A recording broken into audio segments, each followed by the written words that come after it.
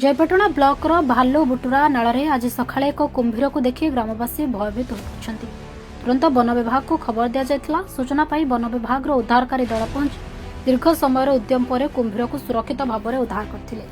ସୂଚନା ଅନୁସାରେ କିଛି ଦିନ ପୂର୍ବରୁ ପଲାଶ ଗାଁଘାଟ ନିକଟରେ ହାତୀ ନଦୀରେ ମାଛ ଧରିବା ସମୟରେ ଏକ କୁମ୍ଭୀର ଜାଲରେ ଫସିଥିଲା। ତେବେ ଜାଲକୁ ଚିରି ସେ ନଦୀକୁ ପଳାଇ ଯାଇଥିଲା। ପୁଣି ଅନ୍ୟ ଏକ ସ୍ଥାନରେ କୁମ୍ଭୀର ଦେଖାଯିବା ଘଟଣାକୁ ନେଇ ସ୍ଥାନୀୟ ଲୋକଙ୍କ ମନରେ ଭୟ ସୃଷ୍ଟି ହୋଇଛି। वन विभाग पक्षर नदी नाल जलाशय निकट को अनावश्यक न जावा कुंभीर देखिले तुरंत वन विभाग को सूचना देवाई स्थानीय लोकों परामर्श दिया।